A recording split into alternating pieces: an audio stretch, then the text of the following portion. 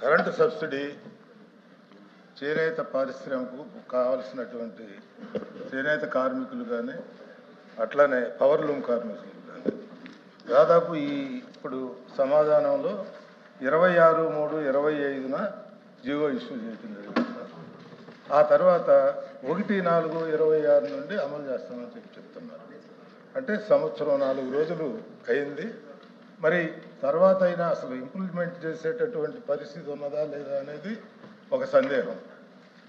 తర్వాత విషయం ఏంటంటే దానికి వివరణ కూడా చేనేత కార్మికులు మగ్గం నేసేది కాకుండా 8 రకాలైనటువంటి పనులు ఉంటాయి. దానికి పడుగులు చేయటం, కండీలు చుడటం, అద్దకం వేయటం, అచ్చులు సరి చేయటం, ఇవన్నీ కూడా మగ్గం దగ్గర చేసేటటువంటి పనులు 4 అయితే 4 బయట చేసేటటువంటి పనులు ఉంటాయి మగ్గం దగ్గర కాకుండా. వాళ్ళు కూడా చేనేత కార్మికులే. పూర్తిగా ఆ కుటుంబాలన్నీ కూడా దాని మీదే ఆధారపడి ఉంటాయి. కనుక వివరణ కూడా మొత్తం అందరికీ ఇప్పుడు మగ్గానికే కాకుండా మగ్గం నేసే దగ్గర ఇస్తారా, లేదు ఇతర పనులకు కూడా ఇవ్వాల్సినటువంటి అవసరం ఉందనేది మీ ద్వారా మంత్రి గారికి తెలియజేస్తున్నా. ఎందుకంటే అట్లా పూర్తిగా ఇవ్వకపోయేటైతే ఇది మగ్గం నేసే వరకే లెక్కేసేటటువంటి పరిస్థితులు, దానికి ఎవరికి కూడా ఉపయోగం ఉండేటటువంటి పరిస్థితి లేదు. తర్వాత అమలు చేసే దాంట్లో ఒక వివరణ కూడా ఈ క్వశ్చన్లో ఇంకా ఇతర విషయాలు కూడా అనుకున్నాము, రాలేదు. కానీ చేనేత పరిశ్రమ పరిస్థితి ఆప్కో మాత్రం ఒకసారి మంత్రి గారు కూడా వినాలి మీ ద్వారా. ఆప్కోని అసలు బిజినెస్ వదిలేశారు.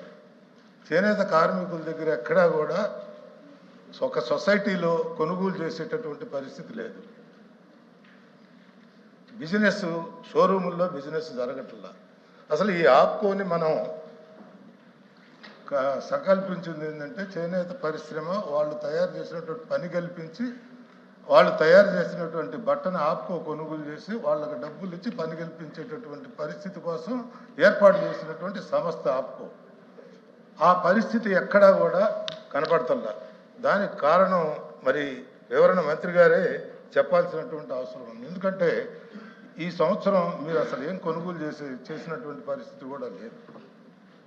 దయచేసి ఆ విషయాలు కూడా చెప్పాలి. ఎందుకంటే ఇప్పుడు చేనేత పరిశ్రమలు సార్ మంగళగిరిలో చేనేత కార్మికులు ఒక చేనేత గర్జన అని చెప్పి 22వ తారీఖు నాడు ఏర్పాటు చేసుకున్నారు. అంటే కార్మికులంతా కూడా రాష్ట్ర వ్యాప్తంగా.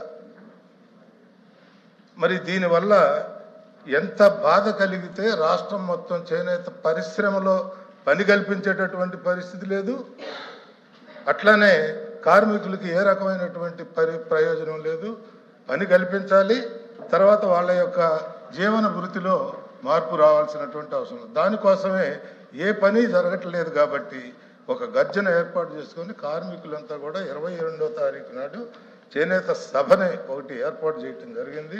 అది కూడా మంత్రి గారు అర్థం చేసుకోవాలని చెప్పి ఈ సందర్భంలో తెలియజేస్తూ, చేనేతకు ఎందుకంటే ప్రభుత్వ సహకారం లేనిదే కార్మికులకు ఏనాడు కూడా ఇబ్బందులు కలిగేటటువంటి పరిస్థితి ఉంటుంది.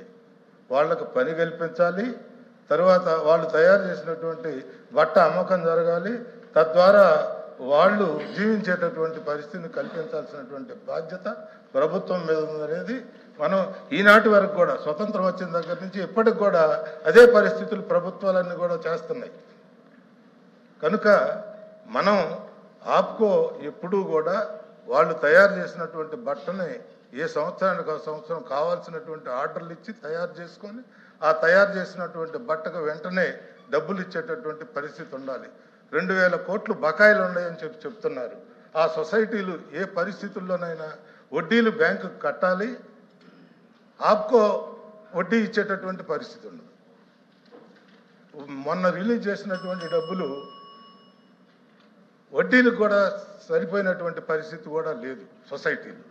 కనుక ఈ బాధలన్నింటినీ కూడా అర్థం చేసుకొని చేనేత కార్మికుల ప్రయోజనాలు కాపాడాలని చెప్పి నేను ఈ సందర్భంలో తెలియజేస్తాను. మంత్రి గారు సార్ చెప్పిందంతా కూడా చాలా రియల్గా ఉంది. ఎందుకంటే నేను ఇటీవల కాలంలో నేను తాడిపత్రి, ధర్మవరం ఆ ఏరియా అంతా చూశాను. వాళ్ళందరూ వచ్చి నన్ను కలవడం జరిగింది. కలిసినప్పుడు సేమ్ సమస్య చెప్పారు. కార్మికులేమో తయారు చేసుకుంటే సొసైటీలు కొనట్లా, అలాగే పౌరు ఇదంతా కూడా చాలా ఇబ్బందులు పడుతున్నారు. సొసైటీలు కొనకపోవటం వల్ల తయారు చేసే వాళ్ళందరూ ఆగిపోయి కొంతమంది పెత్తందారుల దగ్గరికి వెళ్ళి కూలి పని చేసుకుంటా ఉన్నారు. దాంతో కూలి పని చేసుకునేటటువంటి కూలీ కంటే కూడా చాలా తక్కువ వస్తుంది వాళ్ళకి. నిజంగా వాళ్ళందరూ కూడా చాలా ఇబ్బందిగా ఉన్నారు.